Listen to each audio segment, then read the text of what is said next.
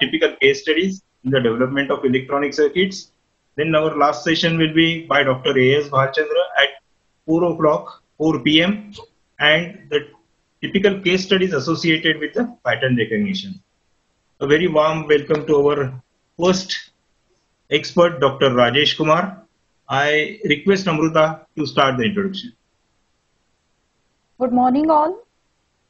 I request, thank you for finding the time and visiting today's Signal Image and Video Processing a Practical Approach 2020, the FDP's first session. My name is Amrita. It's my pleasure to extend a cheerful welcome to all of you. Your presence makes us very happy, and I would like to introduce our today's presenter, Dr. Rajesh Kumar sir. Dr. Rajesh Kumar is working as a head in the Department of Forensic Science at Government Institute of Forensic Science, Aurangabad, Maharashtra. He completed MSc and PhD in Forensic Science in 2006 and 2013 respectively. He has been working in the area of automated forensic examination for more than 14 years.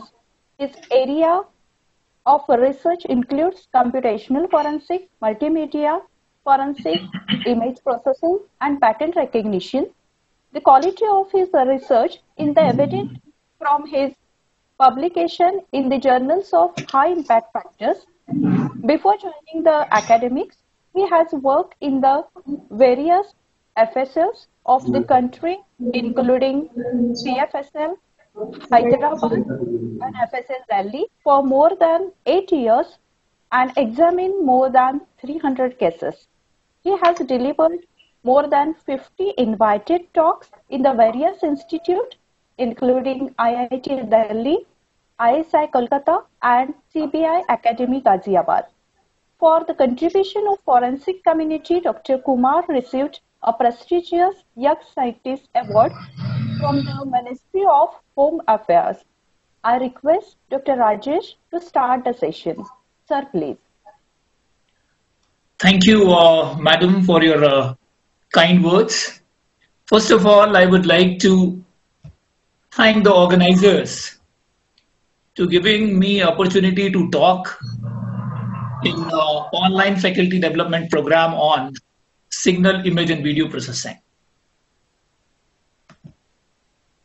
So let me share my screen.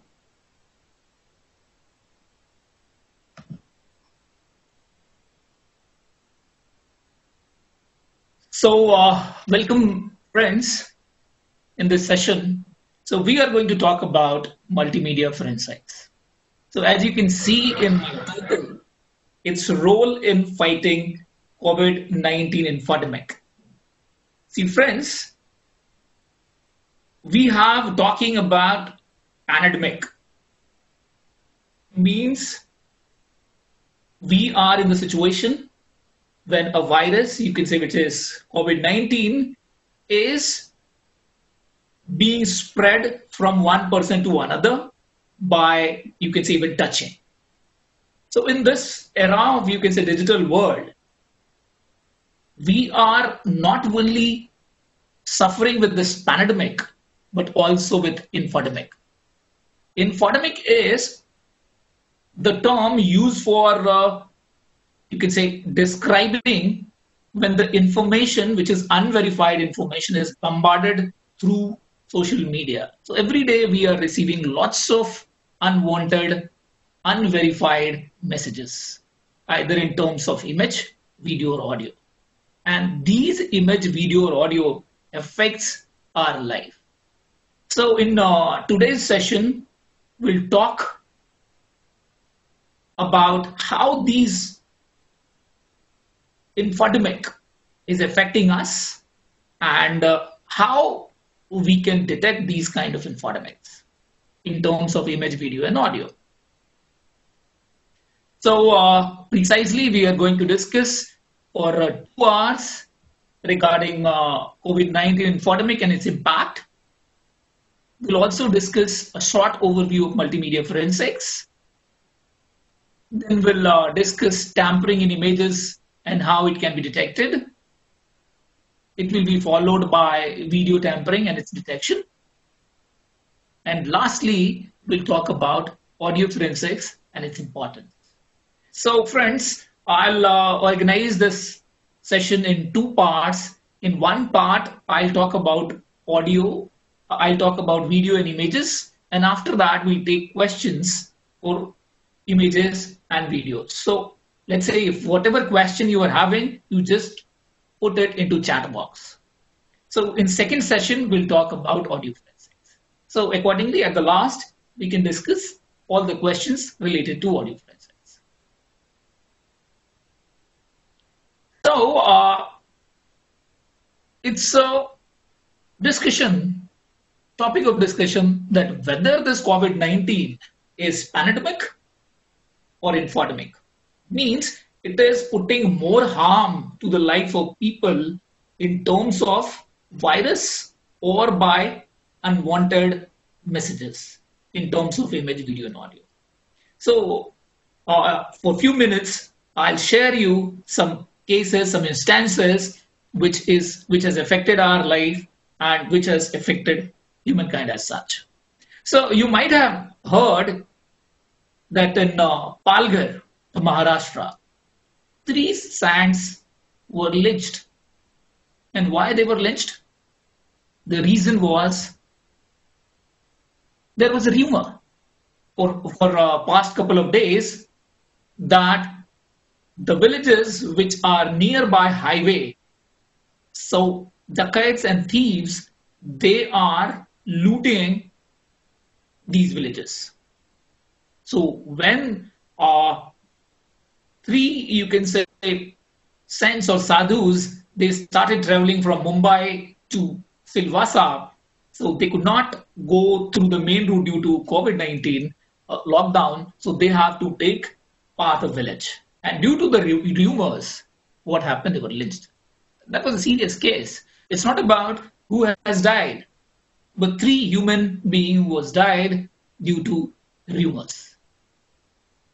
Next case site, like on 13th of April 2020, you have seen that in Mumbai there was lots of gathering of migrants.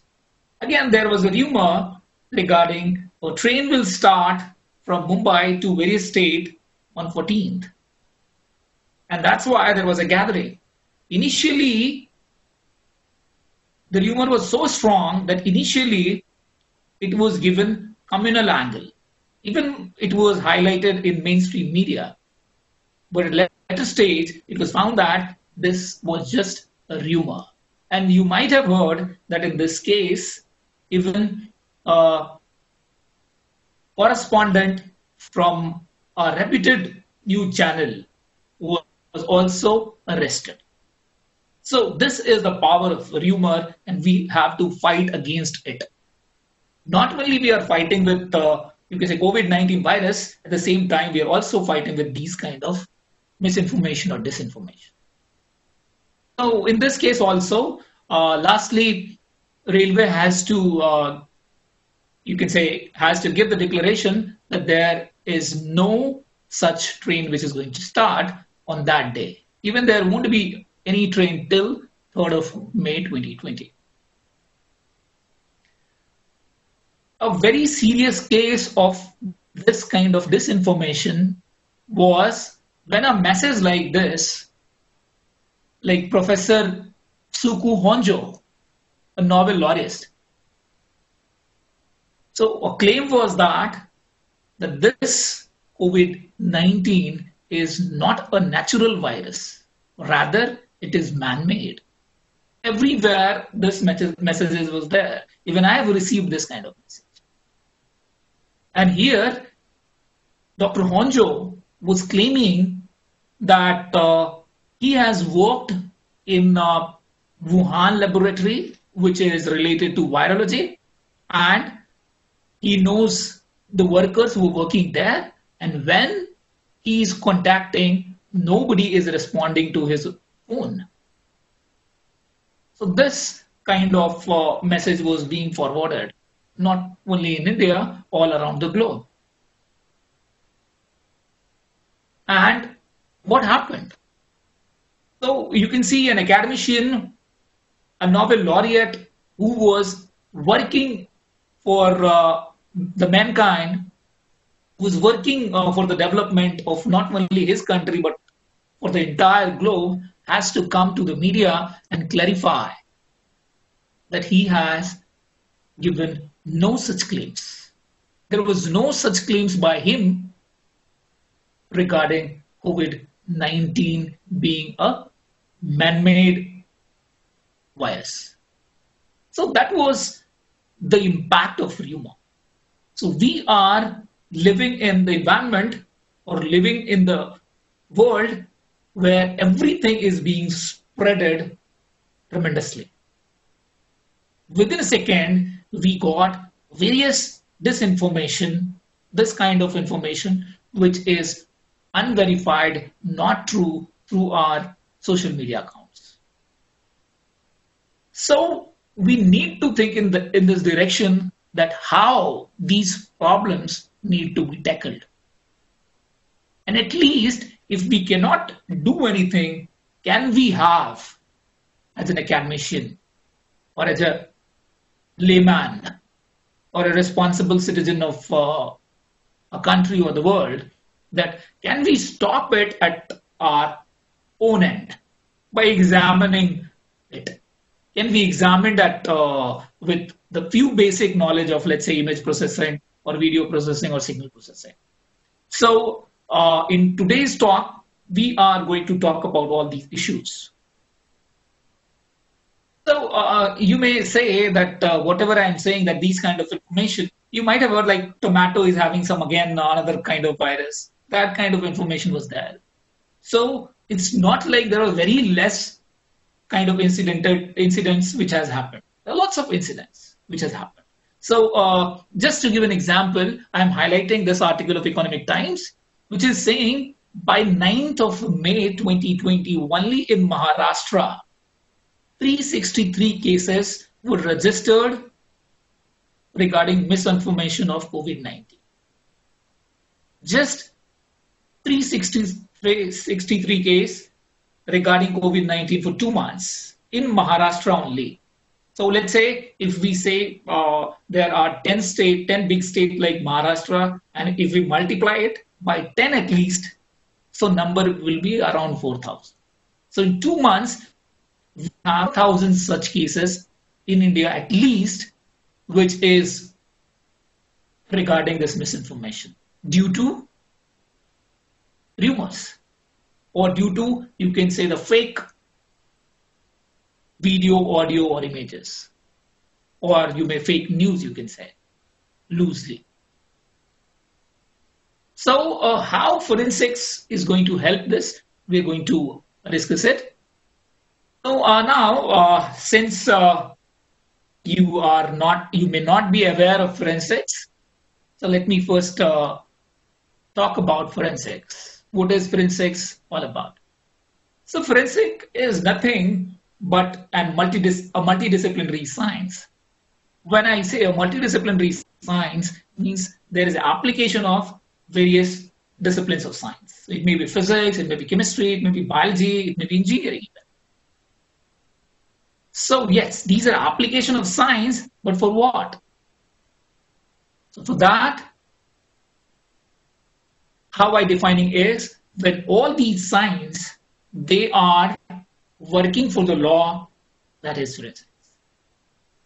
When for legal matter, any issues which is related to legality, when all the science together, or in what matter, engineering, is working together to find out the reasons, to associate a particular kind of, you can say, the thing to a person. So that is forensics.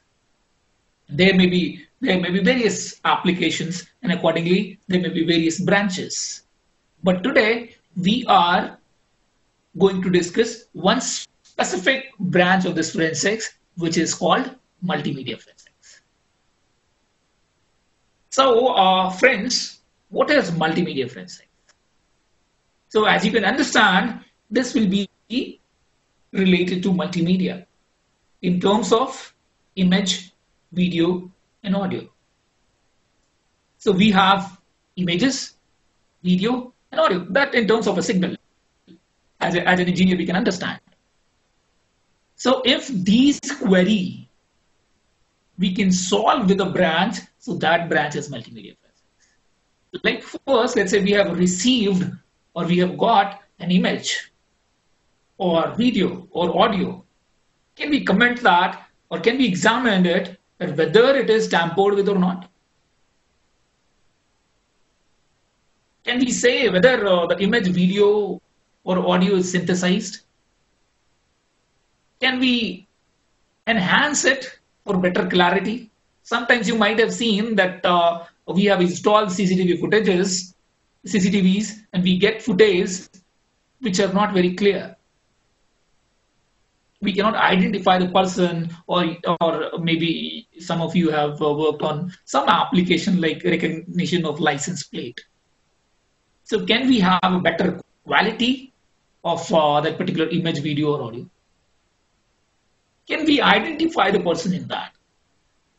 If in any audio somebody is speaking, or somebody is you can say visible in some images or video, so can we identify the person? The question may also be, can we identify the capturing device? And finally, can we describe the content? Sir, am I audible? Yes, Hello? sir. Yes, you are audible. Okay. Yes, sir, no problem. Yes. Because there is a power cut, I have just connected with some other internet, so that's why I thought. No problem. Okay. So in totality, you can see multimedia forensics is related to everything which may be related to image, video, or audio. So whatever information you can gather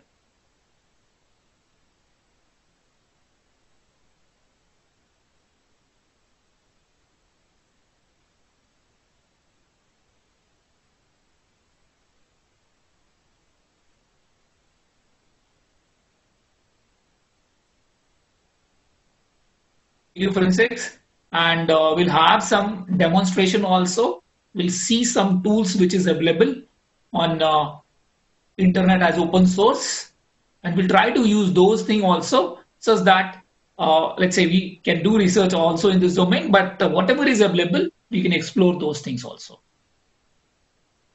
So let me discuss with image and video forensics. So the first thing will be that how people are creating fake images, how these fake images are created. So these are the methods which I have listed. One is the cloning, which is also known as copy move forgery. Second is splicing, or we are saying it compositing. Third is resampling or retouching. And fourth is morphing. We'll see details of all these methods one by one. So the first one is cloning or copy move forgery. See, in this slide, you can see two images. In one image, you see there is a gun, and in another image, there is no gun. So the image which is having gun is basically a genuine one, and the second, which is not having the image, the gun, is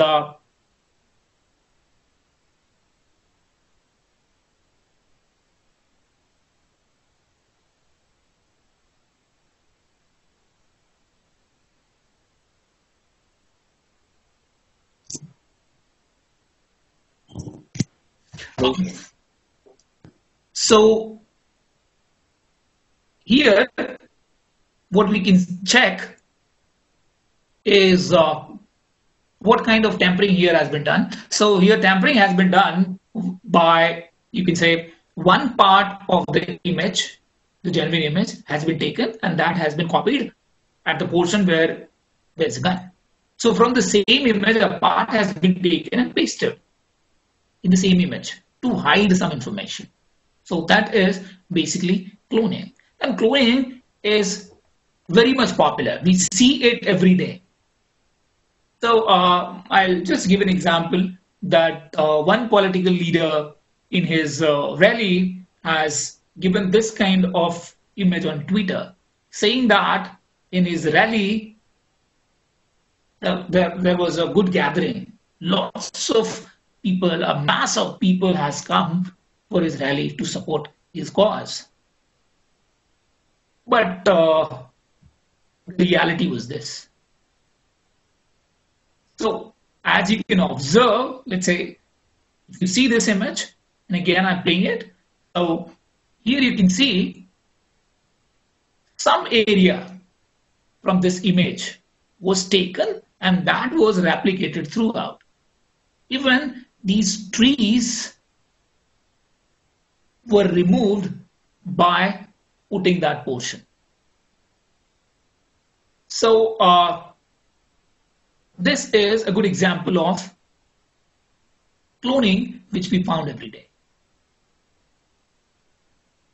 Even cloning is used in movies, or you can low budget movies, or you can say television series to show the gathering, to show lots of people in a frame.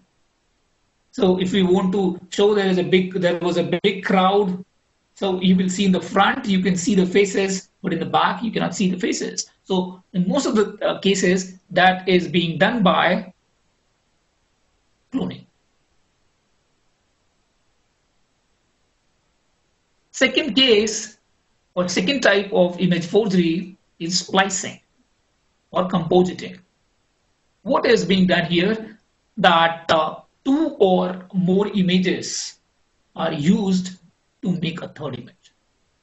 Like here you can see in this image that President Bill Clinton from US and Saddam Hussein, former president of Iraq. So they are shaking hand. And this was basically an altered image, a doctored image, which was produced by using image 1, 2, and 3. Basically, this image 1 was when President Hussein was shaking hand with someone else. Image 2 is of White House, and image 3 is when President Clinton is shaking hand with someone else. And what was done is all the three images, some information from all the three images were taken, and that was made to make a doctored image, an altered image. And this process is splicing. Next is resampling. So here, no portion is cut out, either from the same image or from the different images. But what is being done, that some portion of the image is being resized, rotated, or stretched just to change the information. Let's say from one image, when there was no change, it was giving some information, and when this kind of resampling was done, it is giving different kind of information.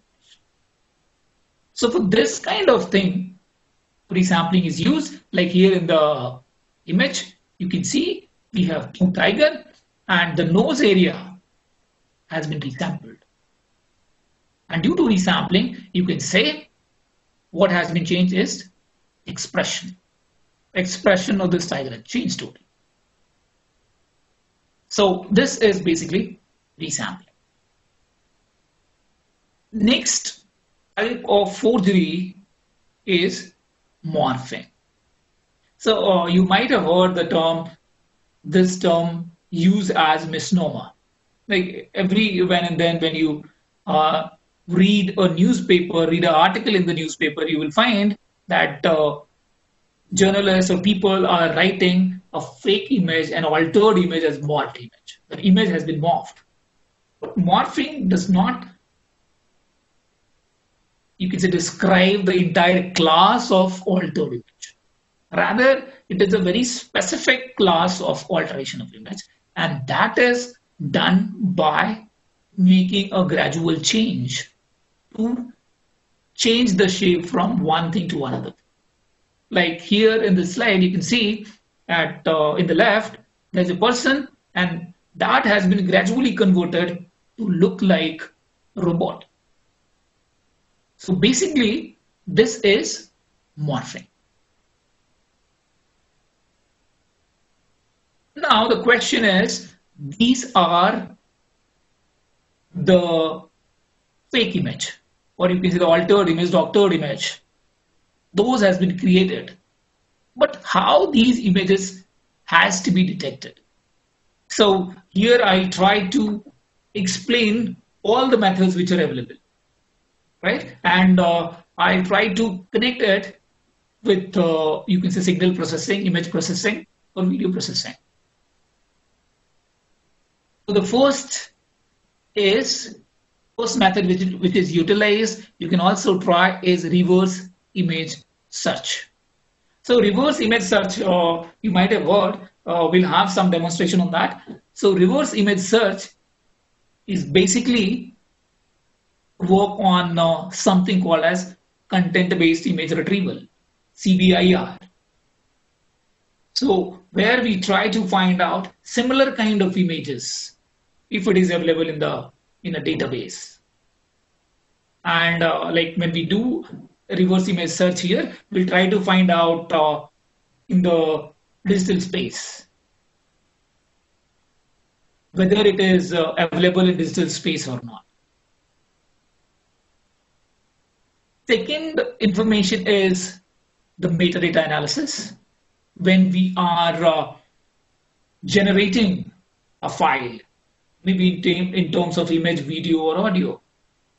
So these images are having various information in terms of metadata. So these may be, let's say, when it was captured, date and time. It may be the device which has captured it. It may be the location from where it has been captured. It may also be what was the camera setting.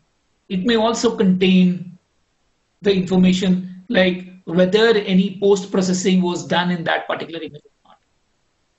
So that is basically metadata analysis. And third is image analysis. Means we'll examine the content of image, whether there is any kind of alteration in that image or not. So we'll take it one by one. We'll also talk about reverse image search, how it works, and we'll take some examples, some demonstration, so that you can understand it well. So this is like as far as misinformation is concerned, like we are getting bombardment of lots of misinformation in terms of images, video, audio. So here this is about image. So when we are getting fake images, so can we locate it, that whether it has been available previously, it has been modified from that. So for this, some popular tools are Google reverse image search, NI, and Revi. These are few tools which are available, right? So we'll try to have some demonstration of this. My browser is available, sir? Yes, sir. Your browser is. Yes, it is available, sir. Yes, sir. Okay. So we'll go to Google reverse image search. Basically, Google image we want to go. So we are here.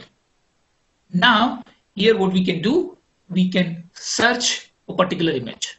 So whether it is available on internet, or let's say if you have got the information, so from your system. So let us upload one image from my system.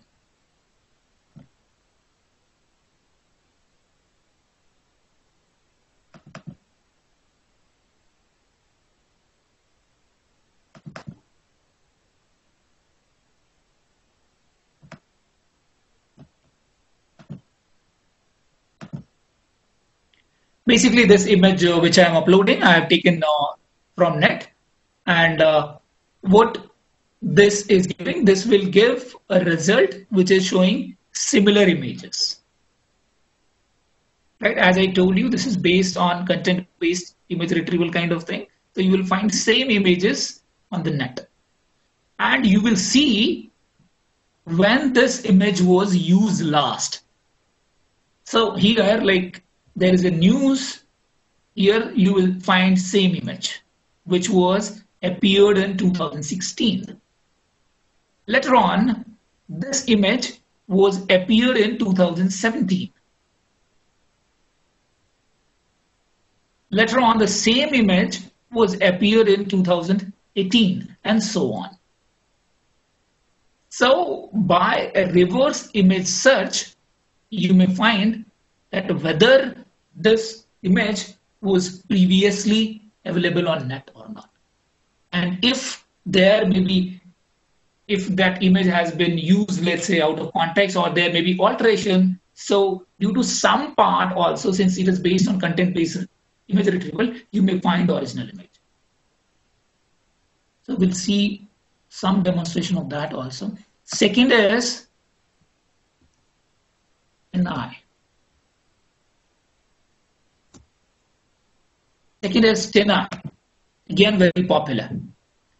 So let's say we are uploading same image, and we try to find out what we get.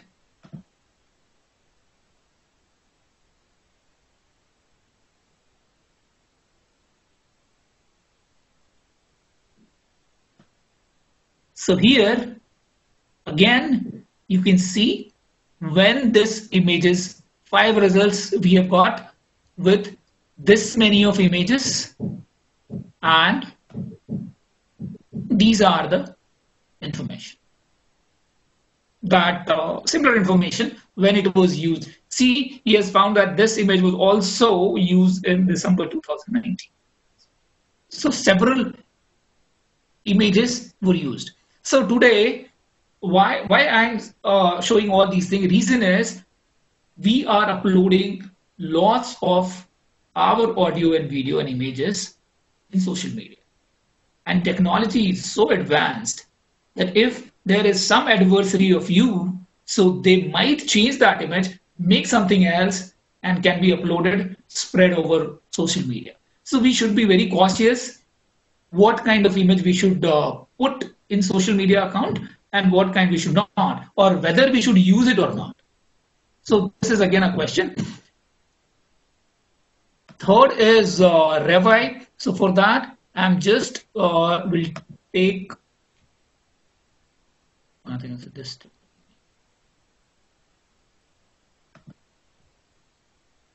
Okay, so let's say I'm searching.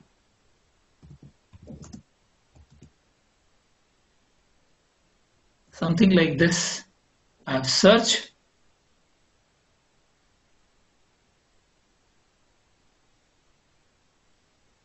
And we'll try to find out whether here only can we see whether this image is fake or not. Let's say this is the image, and we want to find out whether it is fake or not. So there is something known as Revi, which is basically which is utilizing all these things. So here you can see we have reverse image search, which is searching it by all search engines. So it may be Google, it may be Bing, it may be Yandex, it may be TinEye. So let's say we are searching it with TinEye. And let us say what we, there is some problem.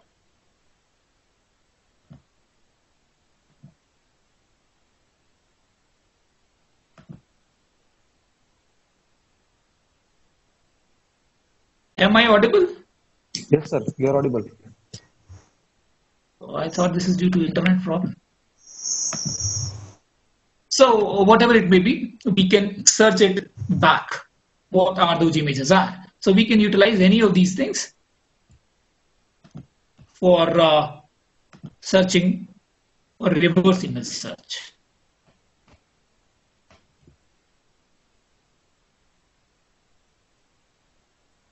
So next is metadata analysis.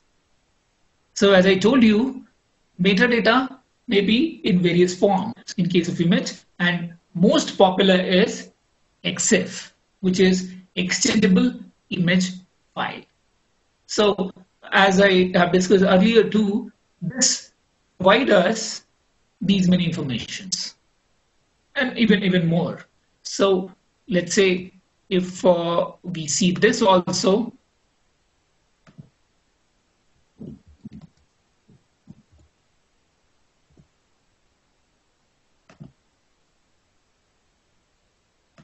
if we want to see metadata of an image. So again, what we can do, we can choose a file and we can see metadata related to that image.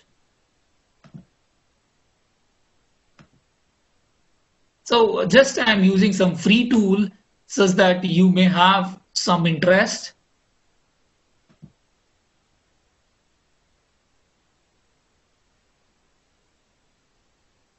So yes, what we got is, we get this image. So basically, this is a copyright image. People cannot use it. I've just taken it for demonstration, just to show you, such that if some image is copyright, in even metadata, you can get it. So here you can see this image is copyright of Indian Express. It was captured through Canon EOS 5D Mark III camera. The lens used was 182 mm. These were the aperture. The date when it was captured was March 4, 2016.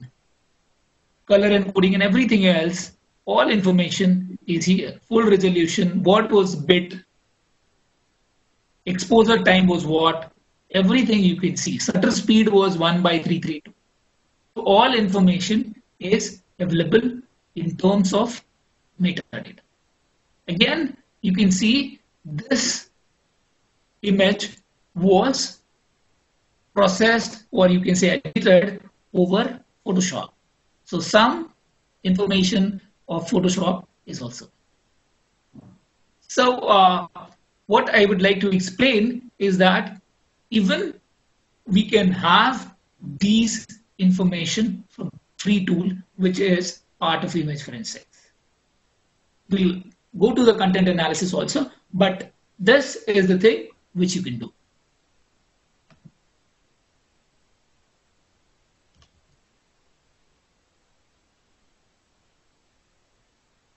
Next is the routine image analysis. We'll go to image analysis and try to find out whether this image is forged or not, whether there is forgery in this image or not. So there are various techniques available. Lots of researchers has worked in this domain, and they have find out lots of approaches to deal with these kind of problems. So the first is Jpeg compression.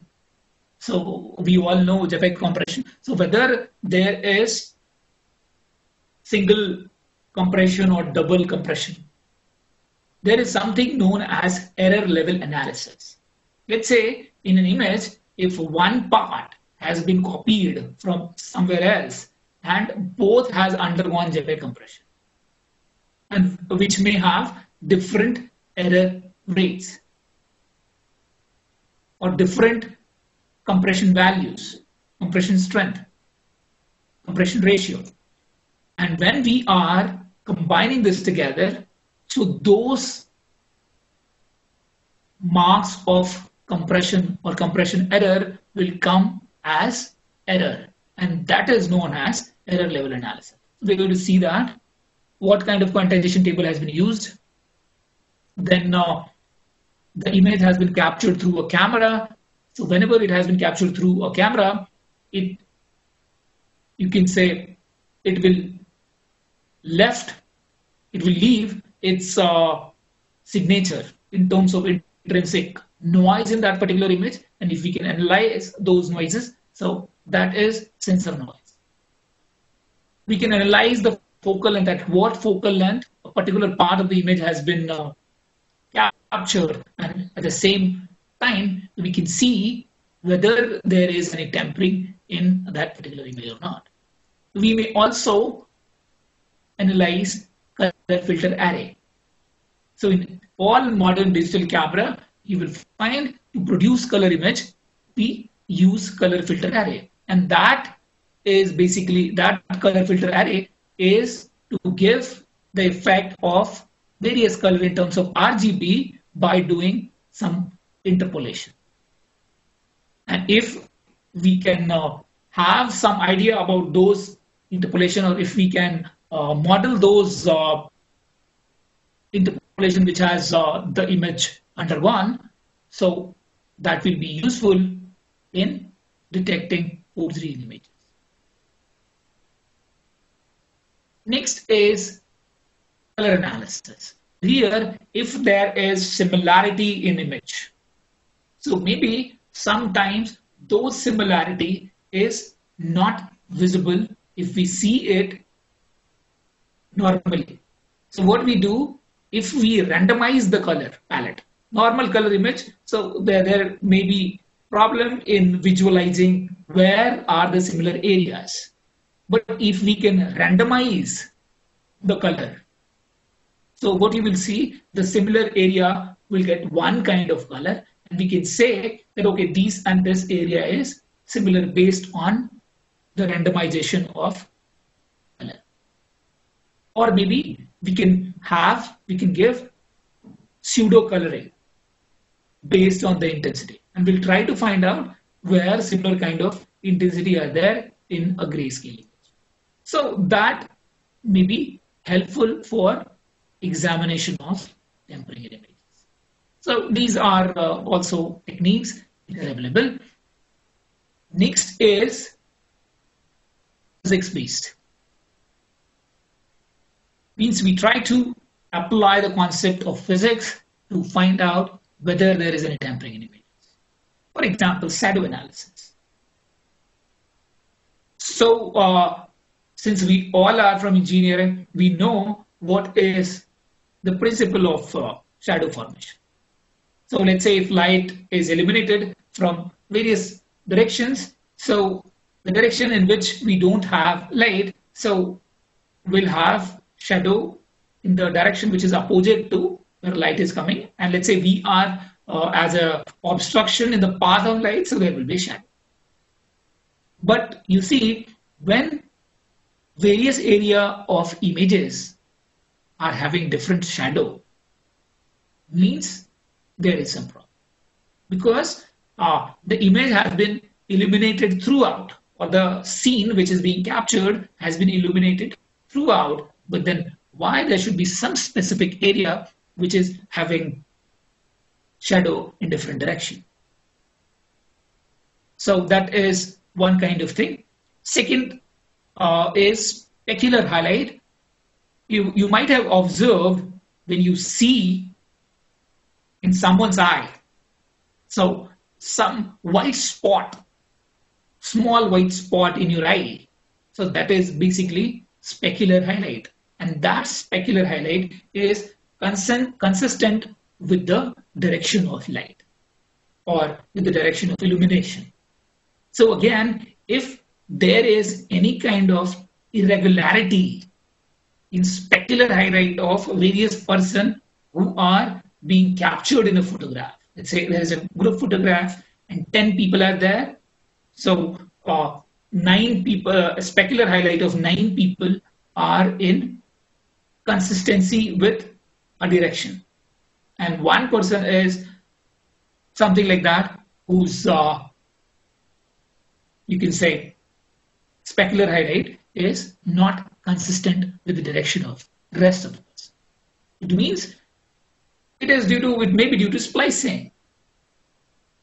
The head has been cut from some images and it has been spliced. So these are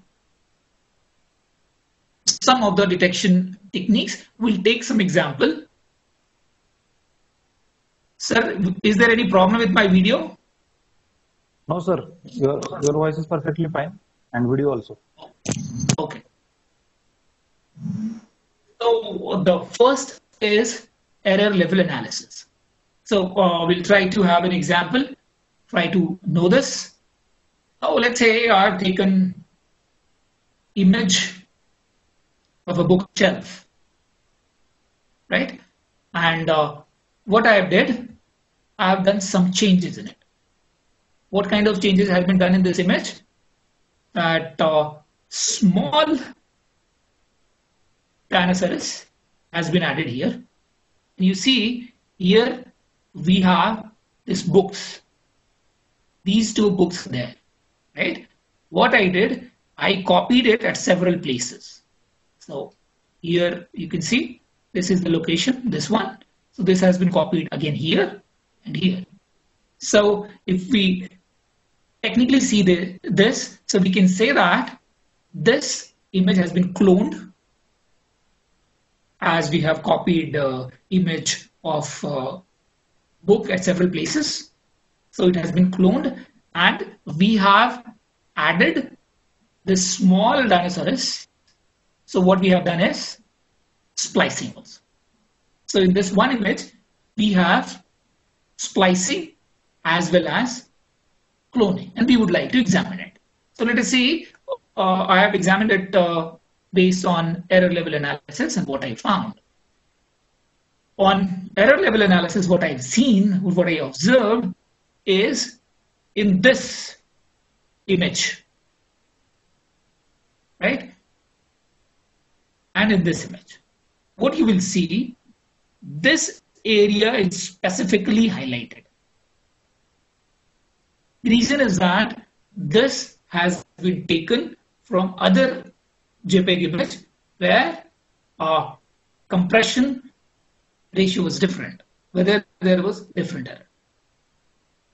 So that's why this is particularly highlighted. Although we are getting some idea of cloning, but that is not very prominent. But error level analysis is very good in case of splicing. So in case of splicing, you will see we find it in a very nice manner. We get it in very nice manner. So initially, when you see it, there may be some problem to analyze it that actually it has been added or not. But once you will very familiar with this kind of situation, you will understand what has been tampered or what has been added and what is original part of that image.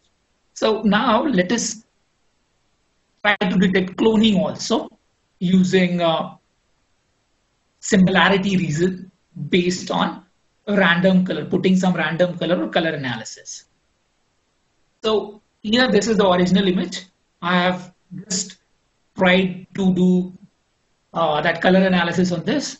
So I find it perfectly okay. Here and there you will find some this kind of patches and rest of the things are fine. Means it has not find similarities. These blue are one kind of similarities. So I did not find much kind of similarity on this when you can say a software or a program was run over this. Sorry. Now here you see, here you will see that this region is showing strong similarity.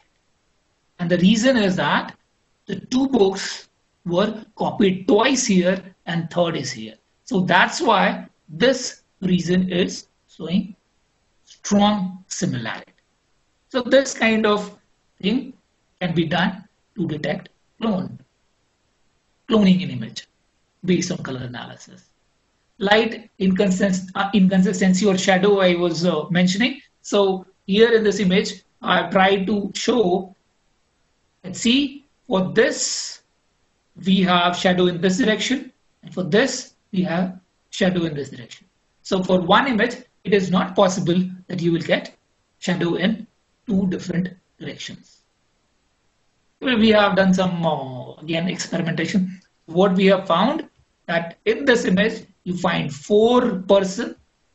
Somehow we try to see the direction of light. So you can see this, and this faces are consistent, but this face is not consistent with the direction of light. So if you see the original was this. This was the original where lighting or light is coming from the front, and this boy was spliced with the head of another person. It was done in Photoshop very nicely so that cannot be identified in the image. But when this kind of analysis was done, you can see that here light is in different direction. Now we'll talk about creating fake videos. So since most of us are working in the domain of signal, image, and video processing, so we know that video is nothing but a series of image over a time. So here we have images which we call as frame, and we have some temporal information. So that's why we have frame per second. Like in 1 second, we have 24 or 30 frames. So most of the part which we have discussed in case of image is also applied here in video. So what are the methods? So the first one is interframe forgery. Means when the forgery or tampering is done from in frame level, means either a frame will be inserted, or it will be duplicated, or it will be deleted. So it may be insertion, deletion, or duplication.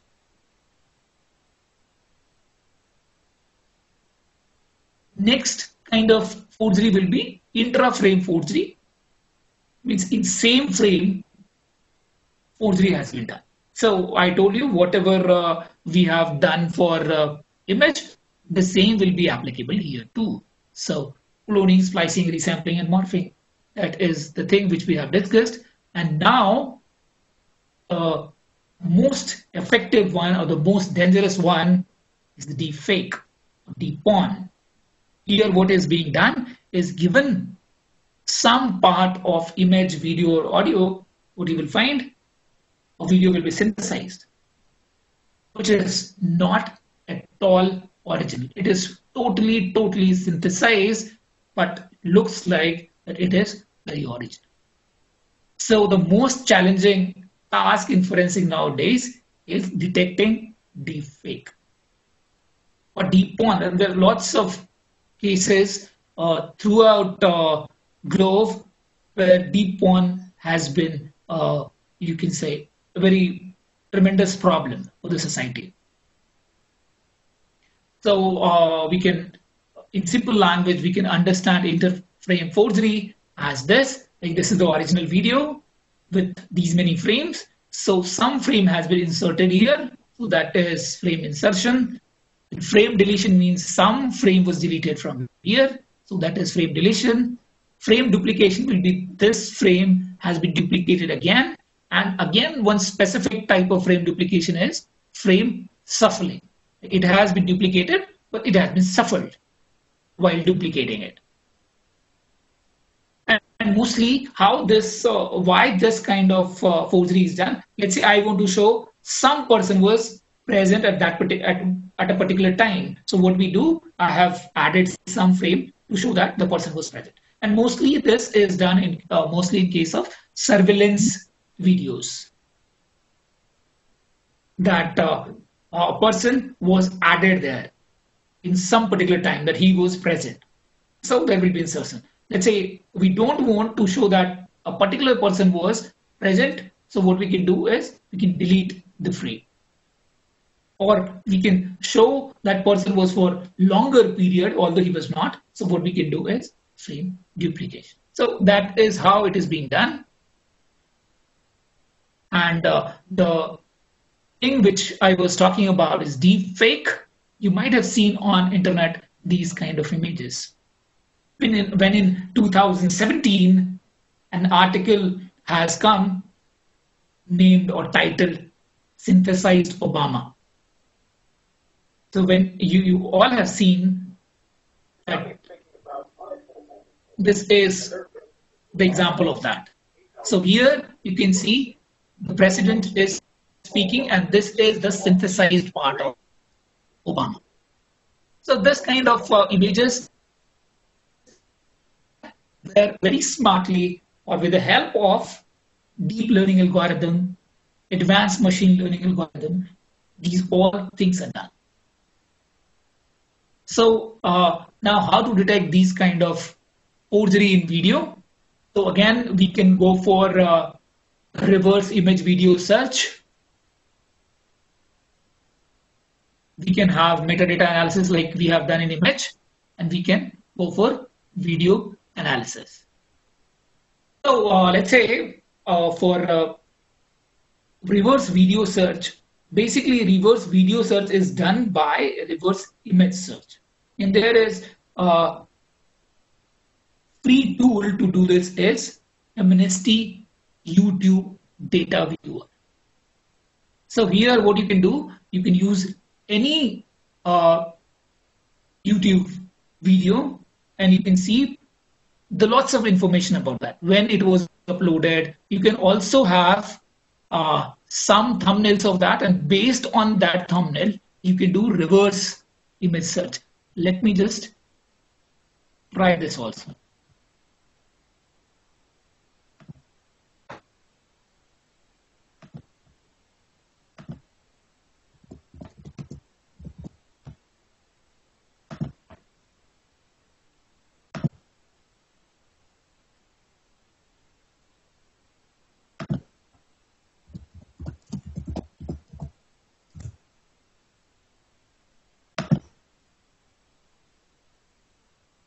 Let's say we are getting any of this video, let's say maybe this.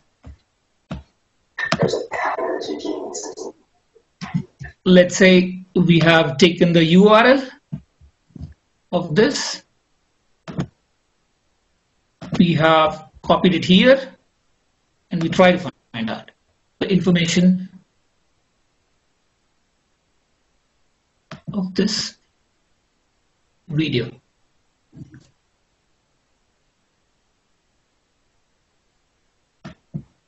I don't know, it's taking time. It should not take that much of time, but I don't know, maybe some internet problem.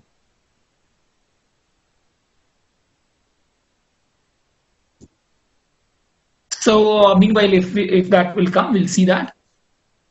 So now is about video analysis. So how to detect inter-frame forgery. So there are various methods. Maybe what we do is we find out correlation between various frames and try to locate if few frames are correlated. So based on this correlation analysis, we can talk about whether a frame has been inserted or not. Similarly, what we can do is every compression algorithm like or coding method, encoding methods of video will have some group of picture structure analysis, like most commonly in MPEG or S264. So these GOP structure are again very informative as far as finding out the inserted frames or not, or insertion of frame is there, or is there any deletion of frame. So that can be detected based on these techniques. Intra-frame forgery will be similar to image intra-video, or intra-frame forgery will be similar to image forgery detection technique, like we have discussed earlier, because here what will be done, frame will be separated and each frame there will be changes, and again that will be assembled to have a single video. So that will be the same. Now, how to detect deepfakes in video? So one of the promising research which has come very recently in 2020 by Hani Farid and Suruti Agrawal. So what they have done here is they have tried to find out phonemes with Vizine.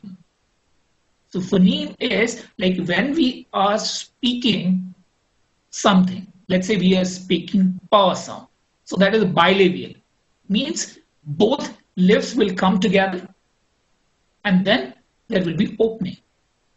So what here it has been done by researcher or by Agarwal and her team, that they try to analyze this kind of consistency in what is speaking, what is being spoken, and what is shown in the video. So that kind of correlation, like when we are saying oh, so you can see there is a rounding of lips. So this kind of information was examined or correlated with the phonemes, and with this they have got more than 90% accuracy while examining various such kind of deep learning or artificial or deep fakes. So they could get more than 90% accuracy. If you want to go through this paper, you can just search deep fake video, detecting deep fake video from phoneme Visi mismatches. So this mismatch was very good as far as detecting fake video is concerned. Next is linking image video with the device. That is again a problem in forensics, which is usually asked to us that, let's say, given an image or video, whether it is by a particular device, let's say a particular mobile phone or not, or a particular camera or not. So this kind of problem we always receive from the forensic people or from law enforcement agency. These kind of situation comes to us. You can have this idea from. Hello, am I audible? Hello. Yes, sir. You are audible. I'm getting some noise. Hello.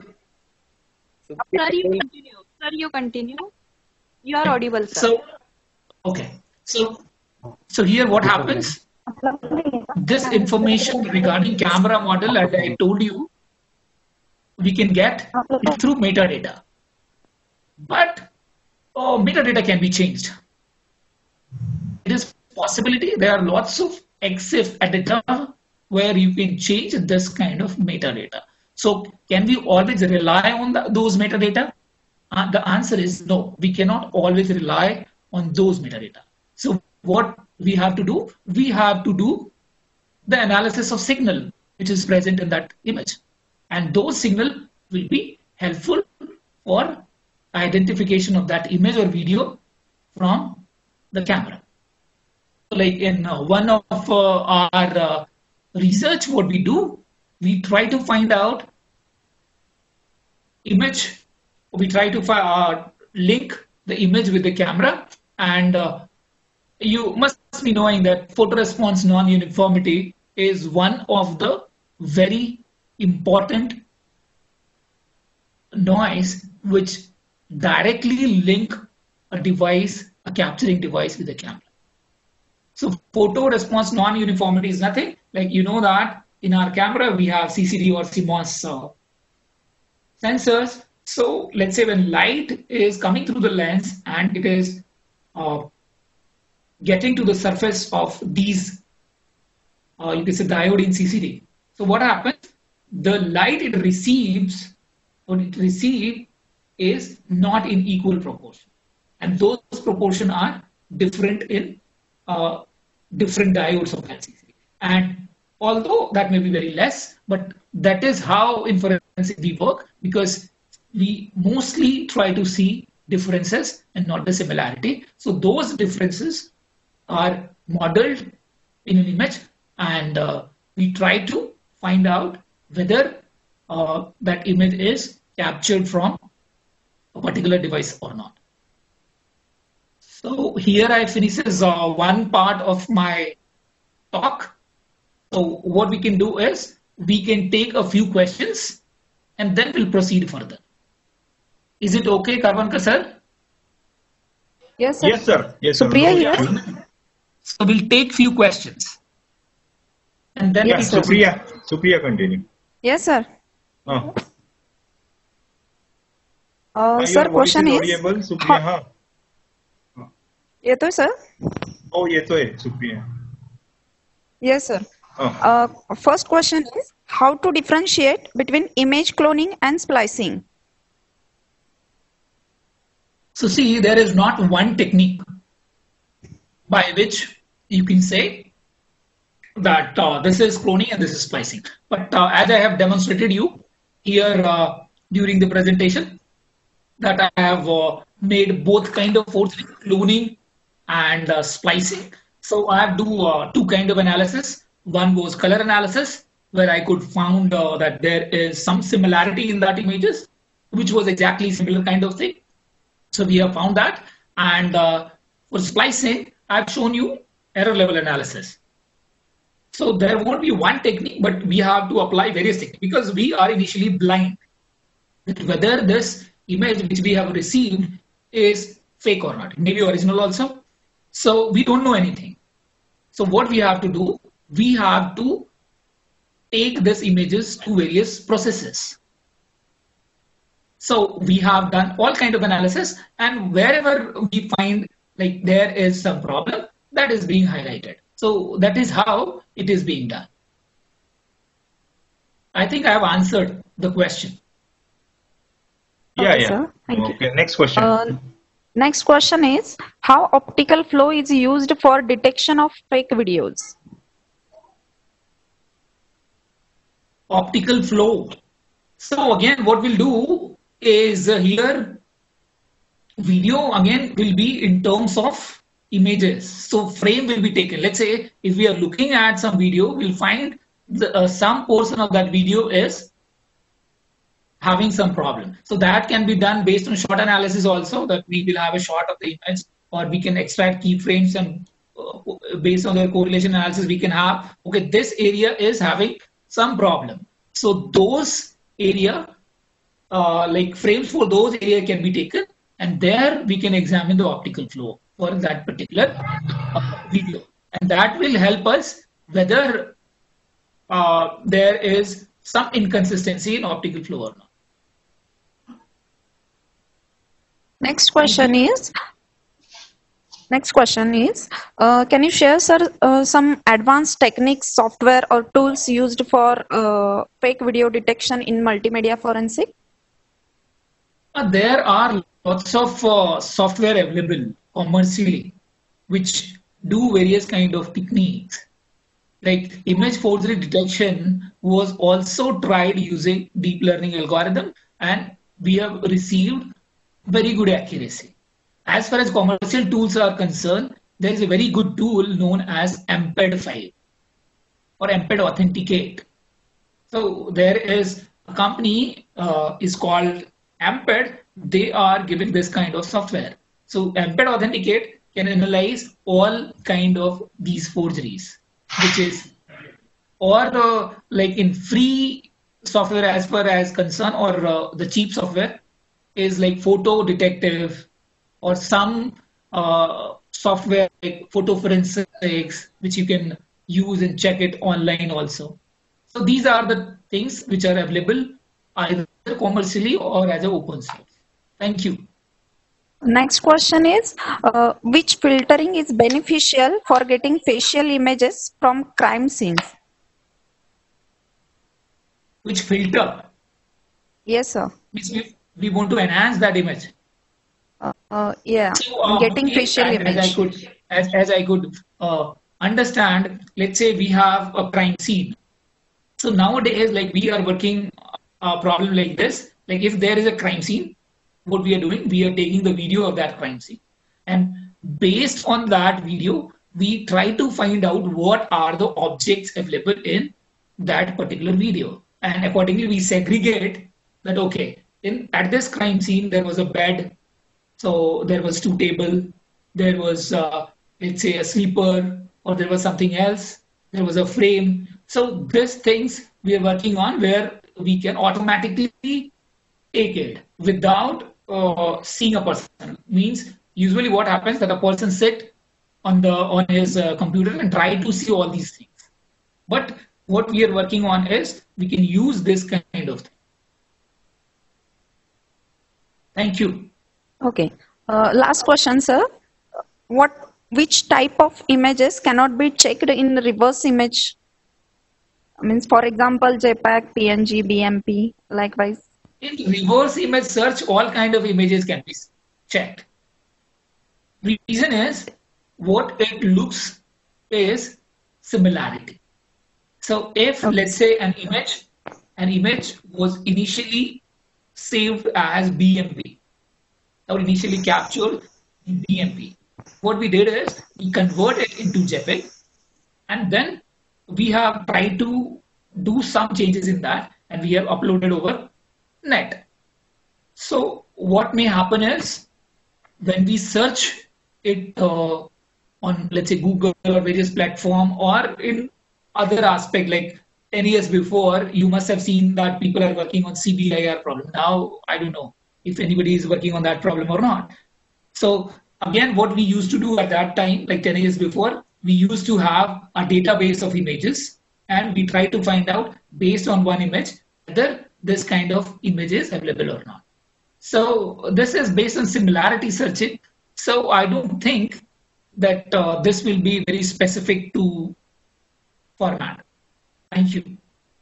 Okay, last question is, can you share, sir, some problem statements for the research work for faculties? The very current problem and very recent problem is detecting deepfakes. And this is the problem which we are going to face in coming year. What is going to happen that after 1 year or so, we'll have, still we are having, but in India you are finding less deepfakes.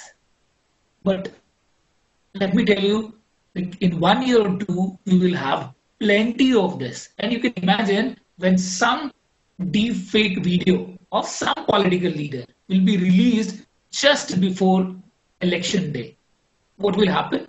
All scenario will change.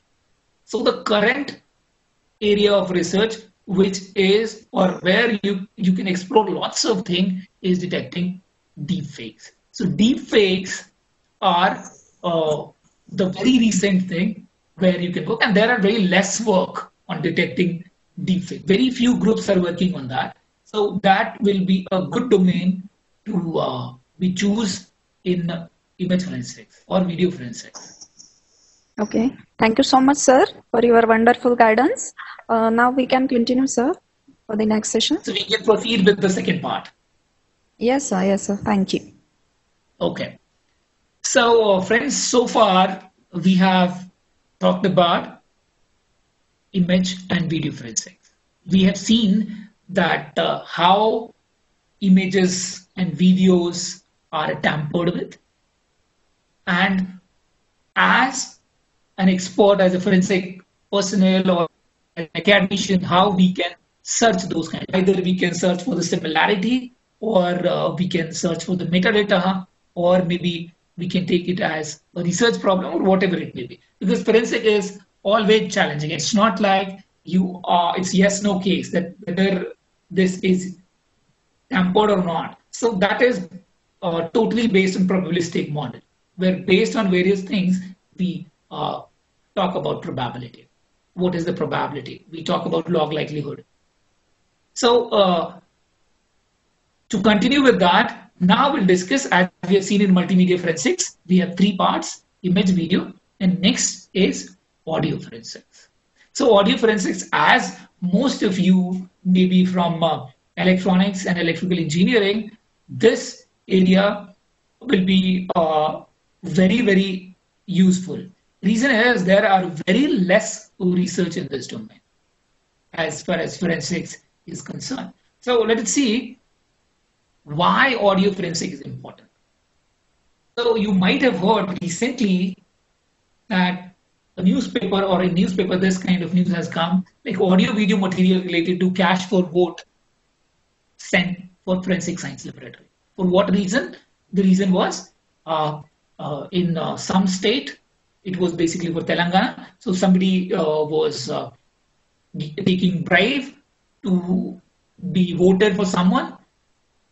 So the video from his mobile phone or somebody's mobile phone was taken, and it has to be examined whether video content is genuine or not, whether whatever conversation is happening is genuine or not, and lastly, whether the voice which is heard in that video is of that particular person or not.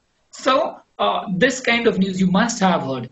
Very recently, like just yesterday or day after, it has come like one of the person in trap video is accused in 2017 graft case. So there was a graft case in 2017 where it was examined that a person who is taking bribe is the same person based on face and voice analysis. So this kind of case you will find, and the most you can say the popular kind of news was forensic expert says Kanhaiya video was doctored in India today. So here what was the problem in the video? Video content was no problem. There was no problem in the video content. Where was the problem? The entire audio was different. So that's what this news says, that investigation shows video audio was tampered with the actual video shot to no anti-national slogan, something like this. So we cannot see video and audio in isolation. So these all, either it may be audio or it may be video or it may be images, these all are correlated. These all has to be examined. And as our FDP is on signal processing, so basically you can see whether it is audio, video or image, these are all basically a signal. Let the dimensionality be changed. But these are all basically a signal which has to be examined. Okay, so let me tell you how this audio forensic was started. So image video forensic has come later on. The first what we have got is audio forensics. So here, what was that? So there's a case which I'm going to discuss is known as Watergate scandal. You can search it on net, or smoking gun, Watergate. So basically, Watergate Hotel and Office Complex in Washington is having office of Democratic Party in US. And let me narrate the story. On June 17, 1972, in this building, in the early morning, a security guard was just taking the round, and what he has seen that on one of the door, which is accessing to the basement, is having duct tape. What he did, as a normal person, he removed that tape, and again he went for his routine work. After some time, when he came, he again found it, a duct tape. So then he found something suspicious. He called the police, and what was found that on 6th floor of this complex, there was the office of Democratic Party. There 5 burglars were caught. So okay, they were taken to the court, but later on, what was found is the connection of that Watergate problem with President Richard Nixon. So you must be knowing Richard Nixon was president of the United States from 69 to 73, and then he was elected for second term from 73 onward. But what happened here, Richard Nixon used to have a secret recording of everything in White House. So whatever call was used to come, those were being recorded. So here also, after this case, there was some conversation of President Nixon with some colleague.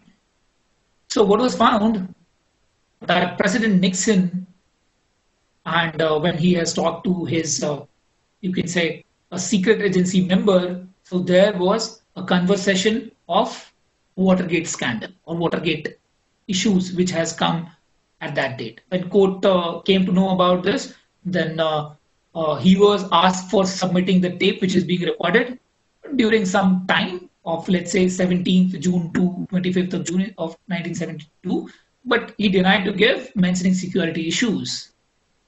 But later on in 74, he has to give it. And when he has given, there was a committee of 5 members who have examined that. So that was the first case, I would say, when audio was taken as evidence. And what they have examined, that the magnetic tape is having some, you can say, the overlapping, obscuring for 18.5 minutes. 18.5 minute data of a particular date, let's say of 20th June, was rewritten. When it was asked to the operator, she says this is due to mistake. But when it was examined by the experts, it was found that there is some overwriting, and lots of, not only one time, 2-3 times. Previously we used to have magnetic tape recorder. So what used to be done? Their header used to be there, and that used to record it. So start and stop marks were used to be there. So those things were found, and that was the first case when audio was taken as evidence. And after that, it has people have started working on that, and now we are in the era of deep voice. So we'll discuss all those things. So how audio can be tampered? So basically audio, again, like this, like previous case in image and audio, here also what we can do is we can delete some portion of audio. In digital world, it is very easy. You can have any software for that matter, and we can do it. Then there may be insertion of some area. So let's say somebody has said something. What I have done, I have taken the voice of the same person from some other clip, and I have added it in the original one. So that is insertion. So it can be done by various ways. Sometimes it is done by abruptly cutting some area. So that is known as butt splice. But sometimes one who is doing is professional. So what they do is they do cross-fitting. So what they do, they take portion of the recording before and after and try to have some continuity so that there should not be abrupt ending. So that is again there. That is additive mixing. And then there may be obscuration, like some area of audio will be obscured with noises such that it cannot be, you can say, very clear. So these are the various tampering methods. The authenticity of audio is not an easy task. It's a very complex process. Basically, what we try to find out is we want to check whether the acoustic representation which has been recorded of an event, whether that is consistent with the acoustic device, location, or let's say the decoding algorithm or encoding decoding algorithm, whether it is consistent with that or not. So basically our problem is this, to find out whether which has been recorded, whether the event which has been recorded is acoustic representation of whatever has been captured through a particular acquisition device, location, or encoding decoding process. So when we will examine these kind of audio, we will also be talking about, or will also be focusing on all these parameters, whether the environment is similar or not, whether acquisition device is similar or not, or whether there is artifacts due to acquisition device or not, and finally encoding process. Here also we can have compression, so whether it is single compression or double compression. So based on all that also, what we can do is we can check the integrity of an audio. In forensic setup, what we do is still we do or we go for some manual examination, which is known as critical listening, where we listen carefully the entire thing, entire audio, and we try to find out which area may have some problem. So this is their in forensic setup. Then we do some semi-automatic kind of analysis where there is analysis of web form or analysis of spectrograph. So that we also do. And we also do some kind of automated analysis in that. So maybe it may be ENF analysis, which is electrical networking frequency analysis, and double compression is there. Now, in critical listening, what we do, we try to find out possible edit events or recording events. We try to see whether there is any change in background sound or not. We try to see whether, if let's say I'm talking to you and there is change of context suddenly, means there is some problem. There should not be sudden context change. If I'm talking something about this critical listening, so I'll talk about critical listening. So those area may be the species area which is being analyzed in critical listening. Now, web form, as you know, web form is nothing but time versus amplitude graph, and similarly, spectrogram is nothing but time versus frequency graph. So we'll try to see here if the representation of a signal changes in web form or in spectrogram. So we'll try to see it.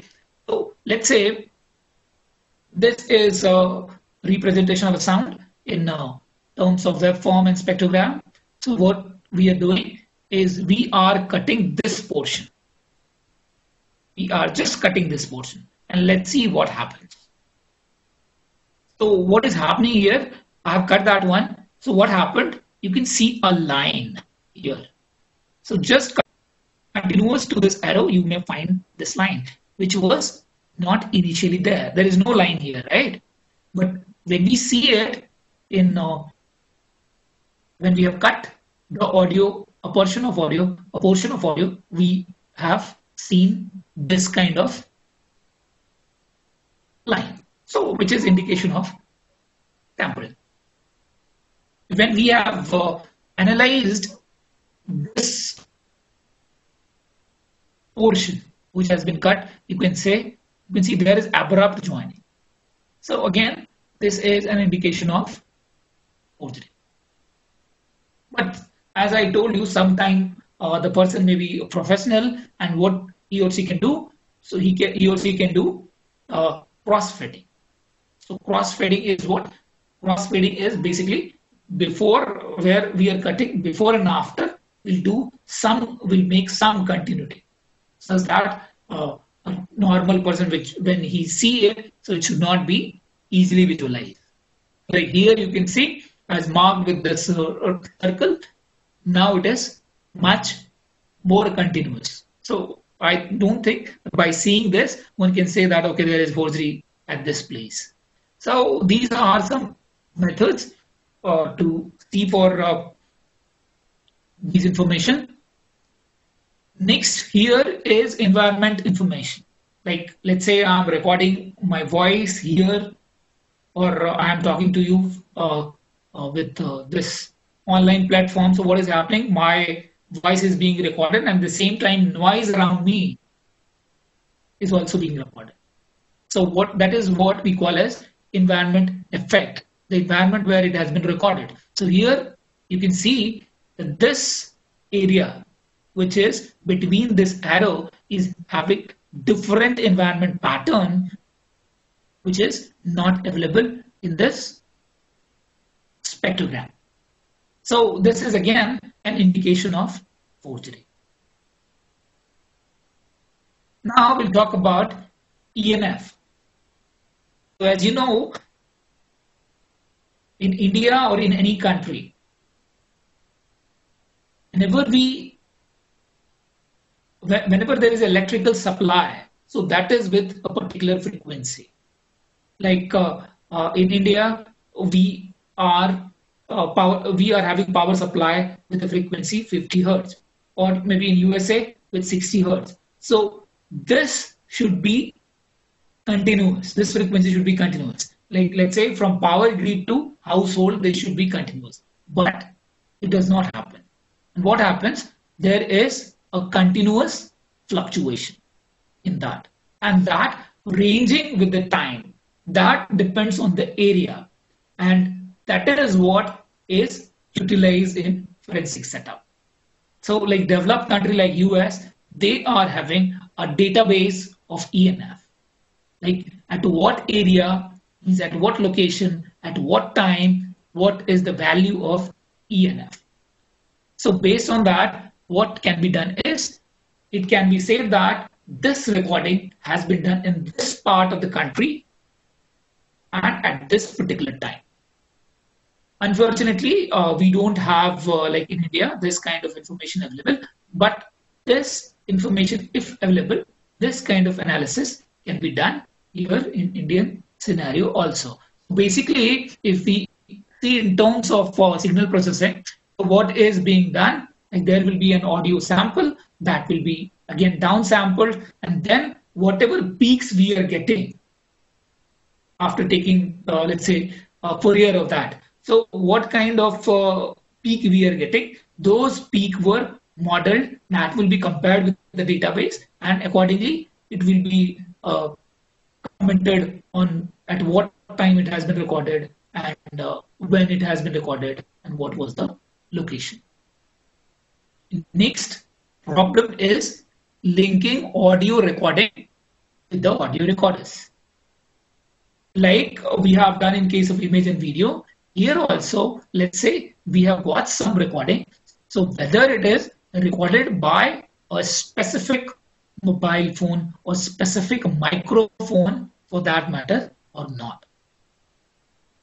So here the basis for this kind of examination is again intrinsic noise, which are present in the electronic or in the audio recording. So it may be in terms of thermal noise, short noise, maybe hiss or hum. So when we talk about short noise, this is basically due to potential barrier of PN junction device, and that is proportional to the current supplied in on that device. Again, you can say the thermal noise is due to resistance of flowing current, and that's why there is a heat generation, and that heat generation is specific to a device which transferred from that device to the audio recording. And hiss and hum, you know, like high frequency and low frequency noises. So you know, like hum is coming from a faulty cable or maybe earth problem, grounding problem. So like in one of our work, what we have done is we have tried to do this kind of thing. So from an audio recording, we try to find out whether this is originated with a particular device or not. So here we have tried MFCC feature, which is very common in this problem as far as voice is concerned. So that has been modeled through Gaussian mixer model, and finally we have recognized device. So here what we did, we have first segmented the voice into voice and non-voice area. So the non-voice area we call as silence part. So that silence part was taken for examination of, or you can say the linking of that device, that recording to the device. So not only this, and then we have calculated the melt frequency. So since most of you have been work in that domain, so I'm not going to discuss much about melt frequency or MFCC. Various standard books and everything is available for that. But why it should work for this kind of analysis? Because I've shown you the 4 kind of noises. So here some are of low frequency noise and some are of high frequency noise. So what we have to do is we have to model both kind of noise, and that's why you will see later slide that MFCC has worked here better for even higher coefficient. GMM, you know.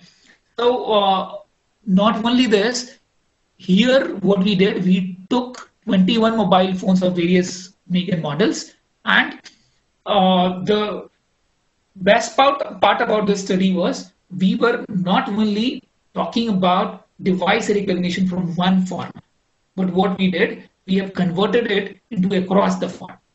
Let it be lossy or lossless. So we have converted it to various formats and try to see that whether this type of change in format is changing the result of device recognition. What we did, we have examined it and we have got better accuracy of this in for all the devices and for all the formats. Accuracy was almost 99.8%. And you can see here, as we are increasing the number of coefficient, it is increasing. Mostly, some of you have must have worked in, you can say, problem like speaker identification, or maybe some other kind of like language recognition. So there you might have seen people are mostly take 12 or 13 MFCC. But here you can see that even 40 has worked well. The reason of this was because your device noise are not only concentrated in low frequency, but we are having some high frequency noises also. And that's why when we take bigger or more coefficient of MFCC or mel frequency, so what we are getting is better accuracy. Now, next problem in audio frequency, audio forensics is speaker identification. So we all know speaker identification is a kind of very old problem people are working on, but till you can say very past, forensic people was not very comfortable for using automated techniques. The reason was they were not very reliable.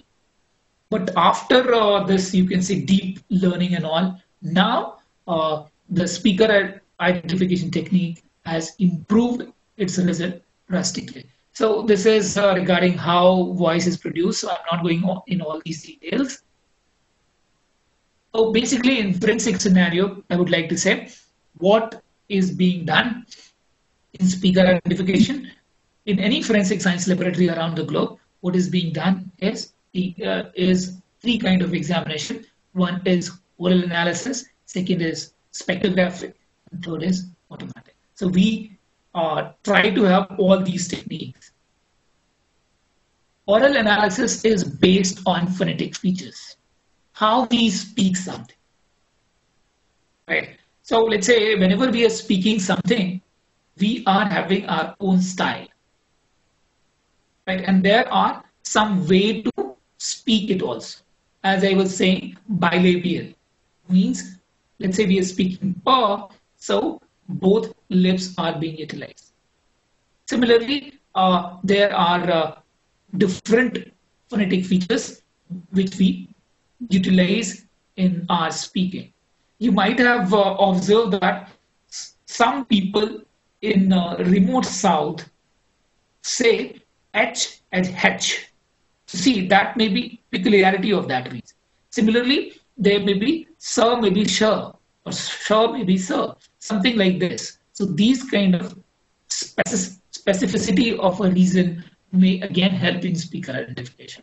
So like even in, you can say in the state of Maharashtra, we have different reasons, not geographically, but like we say, like there's Marathwada, we have Khandes, we have Paschim Maharashtra, and you may see every area is having its own style due to dialects, various dialects of that particular region, and that is imparting or embedding a value, evidential value in speech.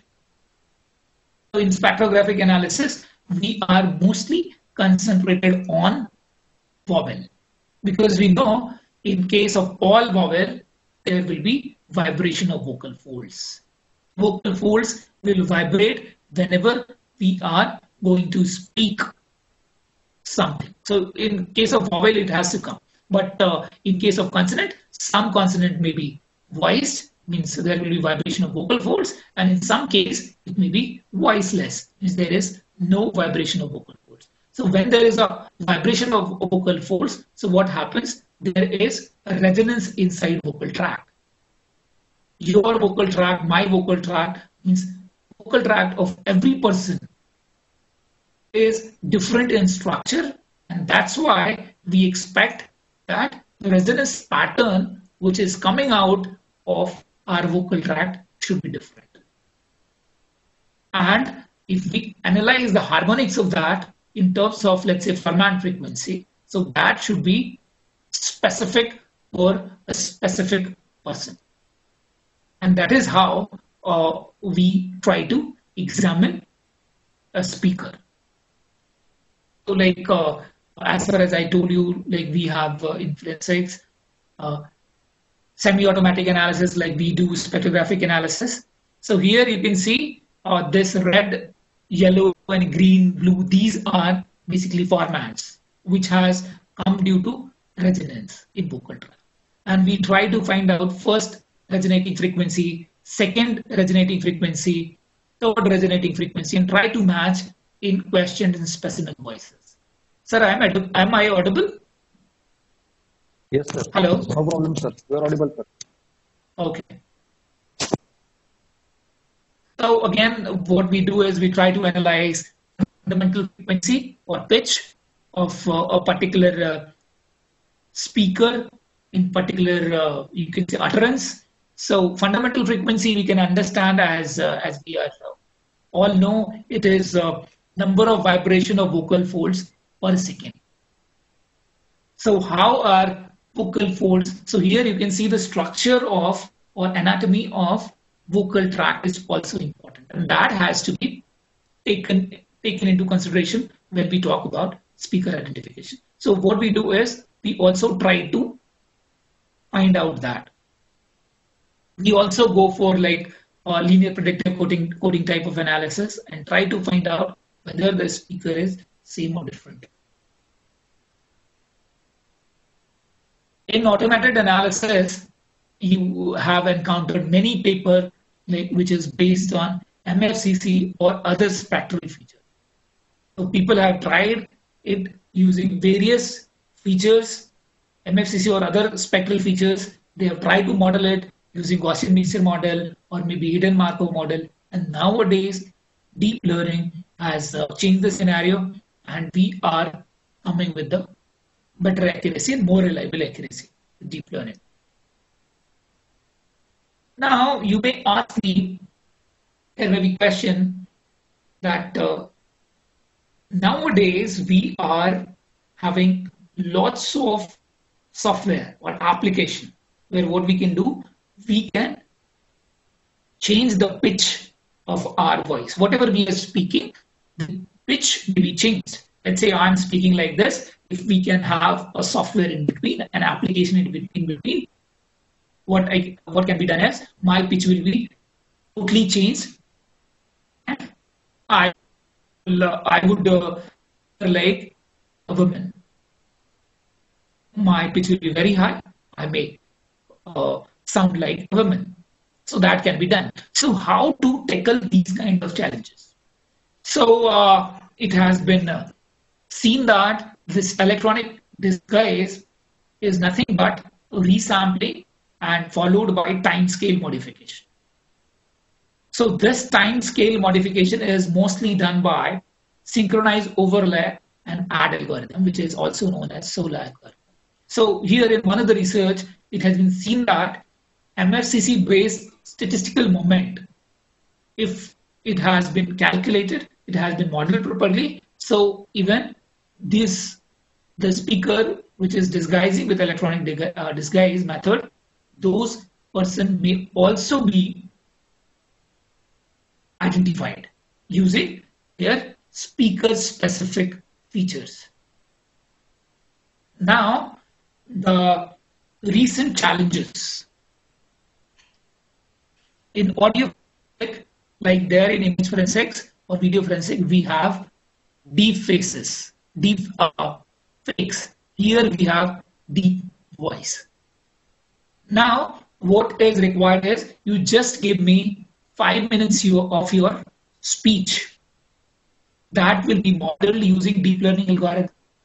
And now, once it is trained, I just write any text and that will be converted to speech as you are speaking the same. So now you can see not only faces, not only images of that person is being generated, being synthesized. At the same time, voice is also synthesized. So if we combine all these together, so this is going to be a very big problem. Like here an example, what I have shown here is President Obama is narrating a song of Jay-Z. So Jay-Z is a rapper of US, United States, very popular rapper. There is a popular song of his, 99 Problems, and we'll see how Obama is reciting it. You might not be listening it properly. You may search it on this link. But if you see the real one is this.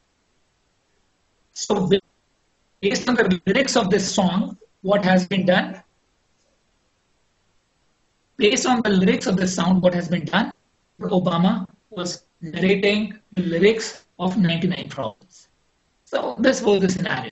So how to tackle these kind of problems? So again, there was a very good research article in CVPR last year that how to detect this kind of synthesized speech using bispectral analysis. So this bispectral analysis basically shows higher correlation in Fourier domain, which is not possible by using power spectrum. So he has nicely explained how bispectral analysis is useful and can be used for analysis of these kind of deep voice, and that can be very useful for forensic setup. As you can see here, as he has shown in his paper, he has utilized 5 different methods to generate deep voice, all based on deep learning. And there was voice of original from speaker 1, 2, and 3. So these are all subjected to bispectral analysis, and you can see the changes of pattern. In case of human, you can see the pattern, and in case of other machine learning algorithm, you can see the pattern. So you can see there are obvious changes in pattern, so that is utilized to detect deep voices. So I think I have talked in brief what is multimedia forensic about. What is image forensic, image-related problem in forensics? What are video-related problem in forensics? And what are audio-related problem in forensics? So I have not tried to go much detail in everything, but my concern here was give you a very informative idea about what all problems are available in multimedia forensics, where you as a researcher or you as a student can work in. So if you have, we'll take some problem here, but let's say if you have any further query, so you may write me at rajeshkumar512@gmail.com. You can also go through my website, which is www.kumarrajesh.com. And I have recently started a YouTube channel where I have keeping my, you can say, talks, whichever I am taking. So very recently I have put a talk on fake news and its detection. So that is a detailed talk regarding what is fake news, from where it comes, how to analyze in various respects, if you got it, where you to report. So that is, you can say, very useful as a layman perspective also. So if you get time, you may visit, or I may share this link to you. So that's all from my side. Thank you. So now we are open for questions. Hello, sir. This is Mahesh. Sir. The session conducted by you was very interesting, sir. We know that Yes, nowadays how much it is important to identify doctored content which we find on social media. So knowledge imparted by your session will be definitely prove to be helpful in this context to our participants. So we will take questions now. Supriya ma'am, please. Hello, sir. Supriya here. First please. question is, how can detect a fake signature? Fake signature. Yes, sir. Okay. So fake signature on document or in image. So let's say I talk both. So let's say if it is in document, or let's say in online or offline cases. So what will be done is we'll capture it with the help of some scanner. We'll digitize it and we'll try to find out you can say writer specific feature.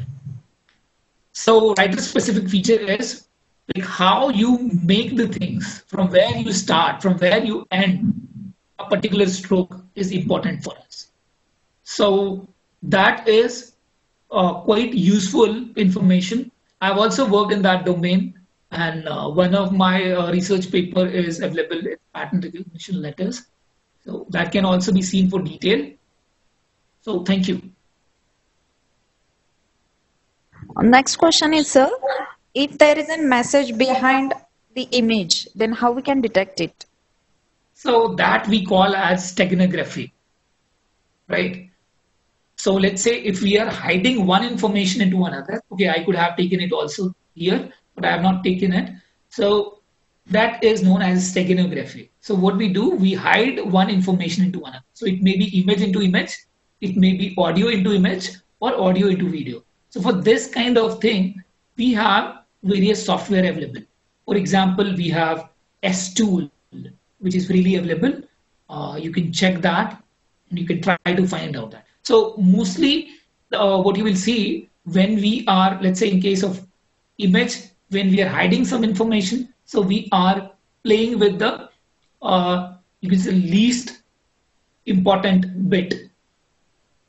So which we call as least significant bit as LSB. So we try to manipulate 2-3 LSBs and try to do it. And accordingly, while analysis also, we try to find out or try to extract information from there. So thank you. Okay, sir. Authenticity of audio is a complex process. Why? The reason is we have lots of software now available. When we are examining it, so when we are editing it, so while editing, as I have shown you, there may be joining of you can say signal in such a way that it will be difficult to analyze, and that's why you will find we have much more software available to detect image forgery. We have much more software to detect video forgery, but you will find very less. You can say the research paper which is talking about audio forgery. Some of the thing like people apply like phase analysis and all, which is helpful for analysis of audio. So, but whatever we do in forensic scenario here, the opinion is given based on probabilistic approach, like with this much of probability we can say, and not very definitely in that sense. Thank you. Sir, can we recover corrupt, missing or damaged image? So it depends. See, it depends. It's not always like we will get it or not. So it depends. Let's say, so now this is the problem of computer forensics. Now what happens here? Let's say if we have a device, let's say I'm using this laptop, and what I have done, I have wiped it out several times. So this will be very hard to take or to recover that image. But let's say we have just erased it or deleted it. So in that case, it will be easier. Let's say if you are not getting proper images, so there is something known as file carving. Using file carving,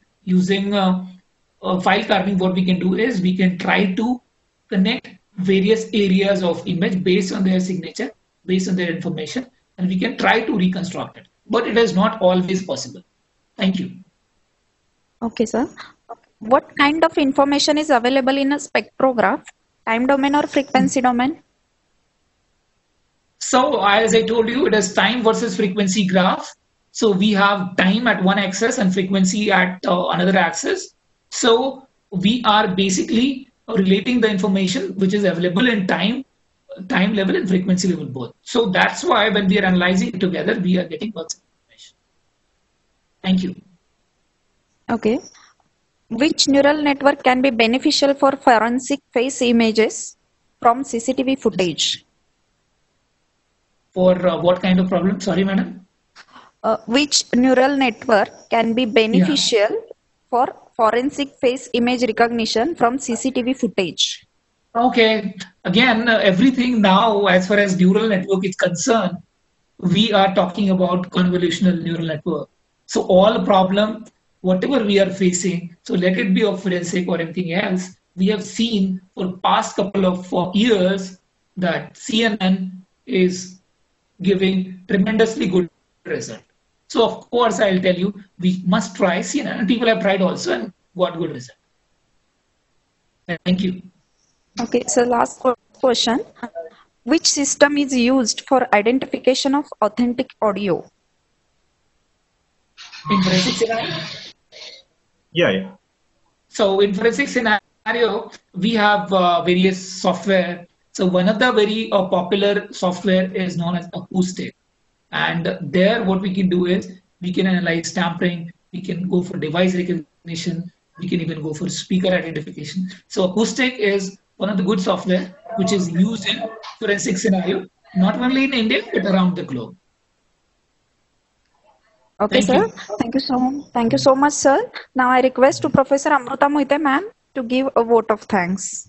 Before that, just I want to share one more additional information about Dr. Rajesh Kumar. He has developed a very fantastic lab at his center, Forensic College in Aurangabad. All type of high-end equipments associated or necessary for the forensic examinations are available at his lab. For that, again, thank you very much, sir. And in our institute, we are again trying to introduce the courses associated with the forensics. We will definitely in touch with you related to the curriculum development and of course, no problem at all. Collaboration with the Institute of Forensic Science. Thank you, sir. Thank you for the very informative. Sure, sir. Thank you. Dr. Rajesh, 1 minute. Dr. Rajesh will visit your lab along with few faculty members after 2 months. Of course, sir. Anytime. You are welcome. Okay. Thank you, sir. Thank you for enlightening information. And it was very good. Good